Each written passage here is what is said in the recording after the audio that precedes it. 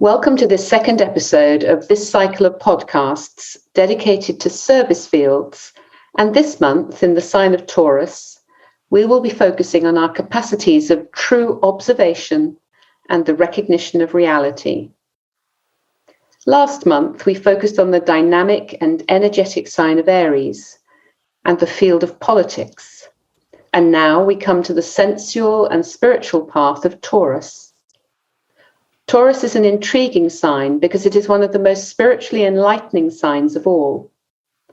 It is the role of Taurus to transcend the material into the spiritual, to go beyond what we see, feel, touch in the concrete world, and see things on a higher level. So today we will reflect on what it means to work on developing a clear vision that can be maintained through all events, no matter how challenging, and which is constant across space and time. We will also consider how that relates to developing and applying intuition. The wisdom teachings speak to us of collaborators trained to work on the emotional or astral plane in order to break through those ideas and emotions that hold us captive in an unreal perception of self and others, and thus allow the inflow of light to humanity. There are a growing number of individuals who, often in group formation, operate through a more intuitive ability to grasp the causes of what is happening, not letting themselves be influenced by emotional suggestions stimulated by ancient and deceptive thought forms. I'm delighted that today we are joined by Michael Lindfield, the president of Meditation Mount in Ojai, California, who will help us to navigate this topic and come to a deeper and clearer understanding of what it means to use our higher powers of observation and come into a new understanding and recognition of what is real. Welcome, Michael. Thank you, Lorraine. Nice to be here. And thank you so much for being with us today for this important subject at such a challenging time in our world. As you know, our theme is building our capacity of observation to be able to see reality. So can I start with the word reality? How would you help us to understand this idea more fully? Well, you've got the easy questions first. What is reality? Actually, your introductory remarks prompted an insight. If I'm looking at the largest possible grasp I can have of reality, I would say reality is the precipitated structure and geometry of consciousness projected from the mind of God into the fields of time and space. Now that's a very high-level statement. We as humans are still growing in our capacity to perceive and to really see clearly. And because we have free will, we've created conditions that are not always the clearest.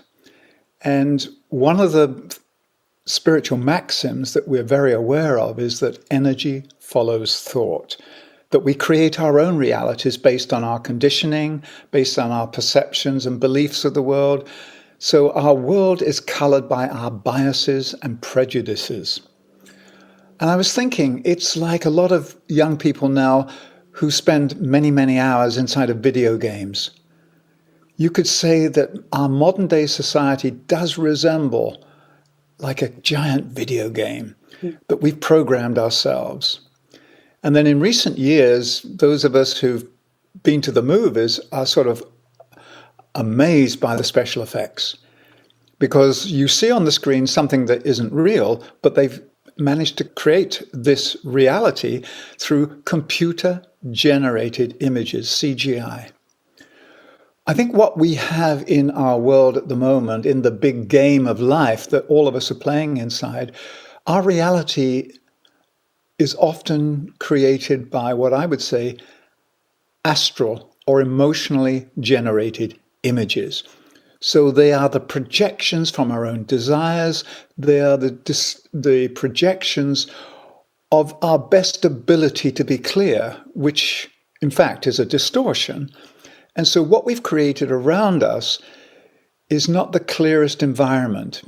And I would say that our temporary reality within the human experience does not reflect the deeper reality held within the heart and mind of the Creator. And it's bridging that gap. It's removing those distortions. It's seeing clearly, being able to act clearly, that is the task that lies ahead. Yes, thank you. So what I'm taking from that is that we have that capacity to see more clearly, to get beyond some of the projections that you described, those emotional images. But we're going to have to strive for that. We have to work for that. Yes. We have to put ourselves into a new place. And it's also clear, I think, to all of us that there are many events happening in our world today that are incredibly challenging, and we're kind of connecting with those on the level of effects. Mm-hmm. And I'm wondering how we might be able to see a higher level of understanding. How do we reach a higher level of understanding about what is actually causing those effects? So we know in the analogy you gave us that those computer-generated images are the result of some coding and some intention and some design on the part of the technician. But how do we come to a new perspective? What sort of practices, what sort of things might we want to do that would help us get to that place? Before I respond to that specifically, let me go back to the astral plane, because often when we name something called the astral plane, people have negative connotations around it, they have negative images. In fact, I'd like to put in a good word for the astral plane. The astral plane in its own right has its own quality of light. It is a frequency band of luminosity. And here's the rub. Most of our humanity lives its life focused in the emotional and lower mental realms, and therefore like attracts like. So the astral plane is where we take up residence. This is the main house in which humanity dwells. This is where we've lived over the eons, and we've created our dwelling there. So we've occupied the astral plane. And as we said, energy follows thought. So with each negative emotion or separative thought, we've released what I would call colors, chemical compounds into the environment. We've polluted the astral plane with our expressions and excretions. And if you look inside our house, whether that be the house of our individual lives or the planet, we've actually created a major ecological disaster seen from the psychoenergetic perspective. So cleaning up the astral and lower mental planes is an urgent task facing us. So I would say that the first thing to do is the cleanup process of our own emotions and our own lower mental so that we can see clearly, because it's an act of liberation. It will liberate us from the gravitational pull and hold of the emotions, and it will allow us to refine our frequencies so that we can take up residence in our new home, our appointed home, which is the abode of the heart.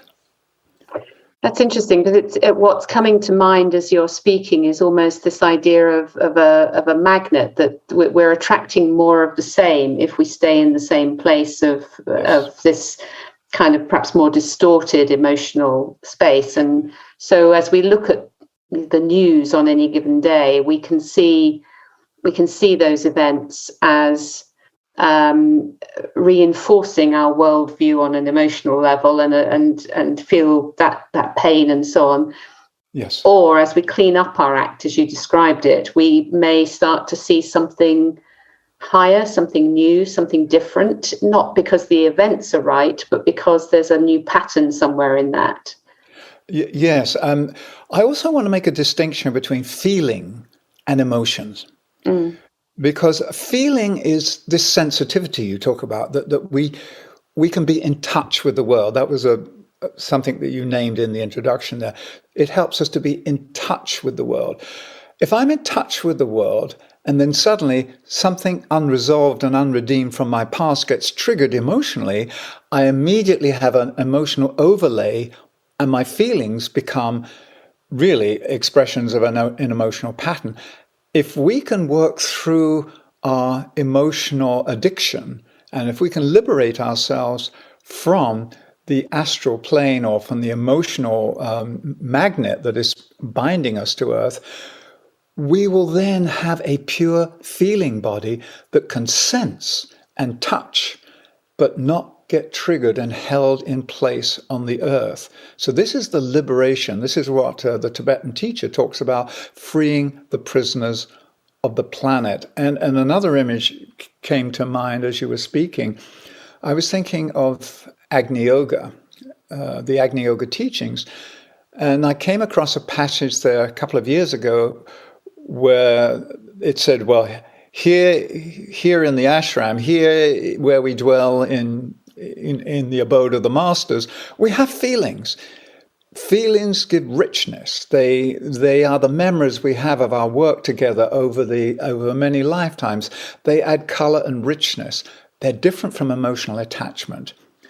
And another thing that we know from Agni Yoga is that it is the fire that burns through all of this, because water is associated with the astral plane. You talked about moving from the astral to the intuitive. Well, we know that the intuitive plane is the air, the Buddhic. And I was thinking of a reference in the Bible where it says, though we see through a glass darkly. And it's as though inside this emotional state, inside this astral house in which we currently dwell as humanity, we see through a glass darkly. And it's the seeing with the eyes of the heart, which is the phrase from Agni Yoga. When we see with the eyes of the heart, we see through a more of a clear crystal lens, which is the loving heart. It's a prejudice-free mind. So that's really what we are working to. We're aspiring to raise our frequencies. When we raise our frequency, then naturally we create a reality around us that corresponds to that frequency.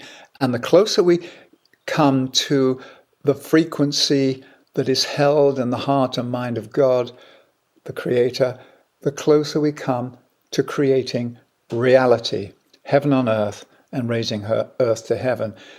But we're faced with this huge, huge task of cleaning up this toxic wasteland called the emotional and lower mental planes of our human psyche.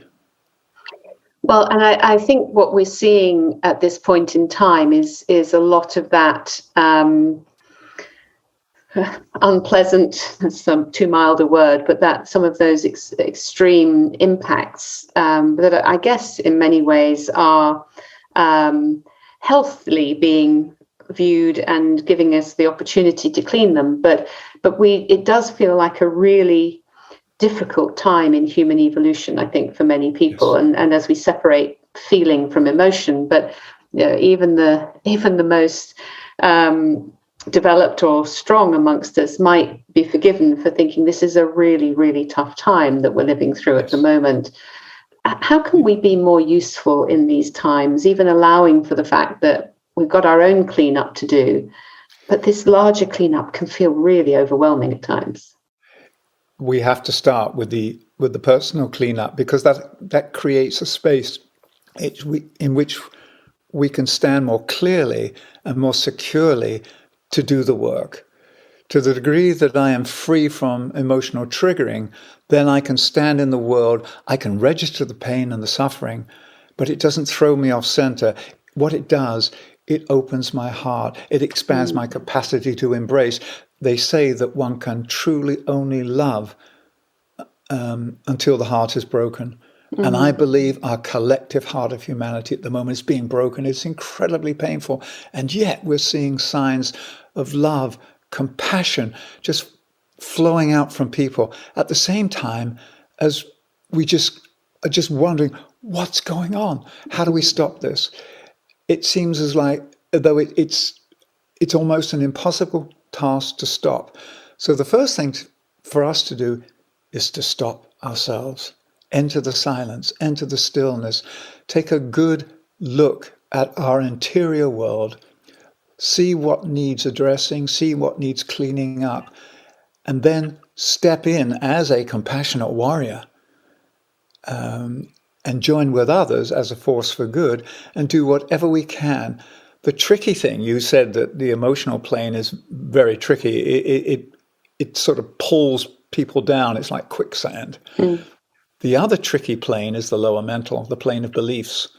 I know I catch myself all the time thinking, well, I'm free of prejudice, free of belief, and I suddenly find myself standing in a place that is judging what's happening on the planet through a particular point of view. And when that point of view becomes crystallized as an opinion, I become opinionated, and I don't hold all the possibilities, and I cannot hold a synthetic worldview. So it is very difficult to extricate ourselves from the polarities of the emotional and lower mental plane.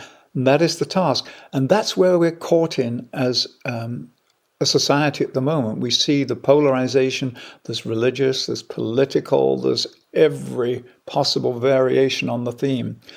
And yet the solution is loving kindness, opening the heart. And opening the heart means we open ourselves to registering more pain, which can trigger all the unredeemed and unpleasant things in the world.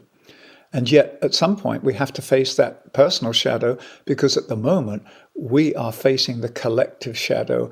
And the degree to which we can affect that collective shadow is the degree to which we've liberated and brought light into our own world. So this is the energy of Taurus, bringing light from heaven to earth, anchoring it so we see with that single eye of God, which is, and when the eye is single, then the body is full of light. We know that text, but it is probably the toughest task and situation we've ever faced as a humanity. And we're facing it together because we know what's happening around the world 24/7. So it is a collective challenge that we are facing. Yeah, you describe it so powerfully, and that anchoring ourselves in the heart feels to me like really, really powerful. A powerful reminder and a powerful advice. Within this, of course, if we stay with our concept of being able to see more clearly and to take ourselves to that new reality, we will start to think about the future. We'll start to think about, inevitably we want to have a sense of not just when will this end, but what would that future look like? And I guess it's down to us to take some responsibility for looking to and visualizing that new future. And I'm wondering whether you have some thoughts on how do we actually start to facilitate that? Because sometimes it can feel a little bit hopeless or overly hopeful to be thinking about a future, and yet we're creative beings. So how do we balance that, cleaning up our mental and emotional backyard, but also keeping our eye on envisioning a new future? Thank you. That's a great question. In fact, it's a really important question, because often we just look at survival. How do we get through this? How do we survive? If we don't plant new seeds of new possibilities, nothing will change. And that's the one thing that the community of living ethics has in common with Meditation Mount. We are here to promote creative meditation, which is the ability to create the living memes of a desired future. It's like being a spiritual architect, and we create the new forms and we package them energetically as seed thoughts, and then we launch those seed thoughts out into the ethers so that they can land in the consciousness of humanity and take root and start to germinate and eventually flower as a new society. But we have to start with planting the seeds. But you can't plant seeds on stony ground. If I plant these seeds and place them on rocky ground, nothing's going to grow. So we have to do this dual task, creating the vision of the future, creating the seed thoughts, the memes of the preferred world. At the same time, so we have to create the right psychic soil conditions that can receive the seeds. And those psychic soil conditions really are best created through loving kindness, through compassion, through tolerance, all the things that are the qualities of the soul. And there's one important one that people don't often speak about in this time of suffering, and that's joy. Joy is an incredible power. I remember Dr. Roberto Assagioli, who we know because he was like the inspiration behind Meditation Mountain, also behind the Community of Living Ethics. And he was the founder of that spiritual psychology we know as psychosynthesis. He was a great proponent of creative meditation, but his keynote in life was joy. And I pick up on a word you said earlier, Lorraine, striving. I would say that joyful striving is what it's about. Because joy, if you like, puts air under our spiritual wings on the path. It allows us to break free of this gravitational pull of the pain. And so it helps. And I'm thinking of the words of the Master Jesus, be in the world, but not of it. So it doesn't mean we have to escape from the world, but we have to be in it, but not be affected by it so that we're disabled. It can't be debilitating to the point where we're frozen with fear, we're incapacitated. We have to have the ability to hold the pain of the world in our heart, and then with the imagination and with cooperation with the other dimensions of the body of Earth, we are here to precipitate the future in the present. And that future we're seeking to precipitate is this, if you like, the reality that lives in the mind of God. Some people call it the divine plan. Yes, and we know, when we look to the natural creations, the natural existence, the natural world, just how beautiful, how fabulously beautiful that creation is in the physical form, and we can only imagine how beautiful it is in the sense of our feelings and our connection with each other and our relationships. We may have the good fortune to experience some of that in our lives today, hopefully most of us. So we've covered a lot of ground very quickly, and we're coming to the end of our time here and on this brief podcast. But I wanted to see, without trying to put you on the spot too much, whether there's a sort of summary or a concise sentence or even just a piece of advice that you might want to leave our listeners with in this field of being able to shift our powers of vision, to see things, see reality through a new lens, to find our way forward in these challenging but powerful times. Is there something that you would like to leave our listeners with at this point? The thing that reassures me is when I feel in my bones the truth of the statement that I and we are fractals of the one life. And I go back to that wonderful statement from the Bhagavad Gita, having pervaded the universe with a fragment of myself, I remain. So each one of us carries inside our heart, inside our being, the one. We are representatives of the one. So what I would invite people to do is realize that we are representing the one every moment. And what we are doing is seeking to embody the one, which is that path of self-realization. Self-realization isn't just Michael gets realized. Self-realization is when life realizes itself through us, and we expand our awareness and our consciousness to a greater state of wholeness to embrace more of this deeper reality held in the heart and mind of the Creator. So it would be to allow us to stand in a more, what would I say, expansive space of spirit. Stand in our own sovereignty, knowing that our sovereignty is an expression of the greater sovereignty of the one life. And that puts everything into perspective. And we're told by the Tibetan teacher that we should have humility. Humility doesn't mean we're meek and timid. Humility is an adjusted sense of right proportion. So that's the other thing I would leave our listeners with. Humility as an adjusted sense of right proportion means that I don't aggrandize myself and try to make myself more than what I am, but I don't belittle myself and I don't diminish myself. I've got to find, if you like, that sweet spot of sovereignty that I can stand in to do the work with others, to become the force for good, become that band of sisters and brothers that carry the torch of fiery hope into a darkened world. I know it sounds very prosaic, but for me, that's the task. And I hold these perspectives in order to be able to get up each day and deal with the pain that is being broadcast from the news and being broadcast around the emotional network that is our common feeling body of humanity. So that was a long answer. It wasn't a concise sentence of do this. I would, if you want a concise sentence, I'd say, open your heart,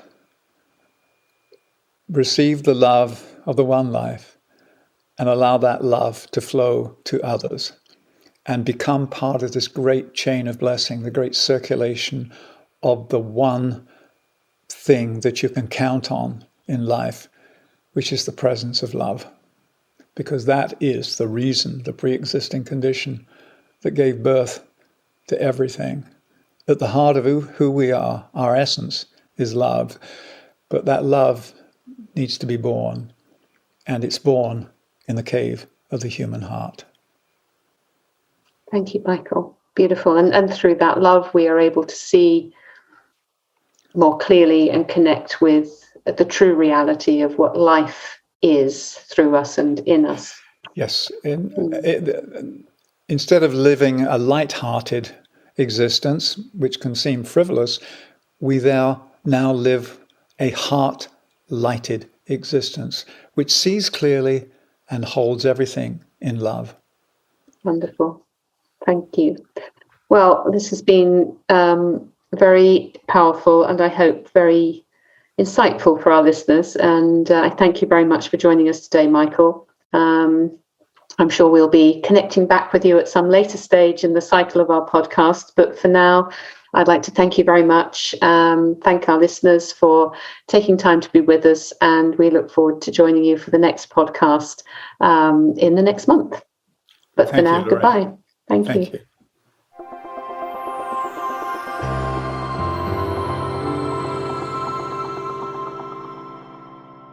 This podcast was offered by the Community of Living Ethics, Umbria, Italy, and freely inspired by Aldebaran, the community's Astrosophy group, and by our research on service.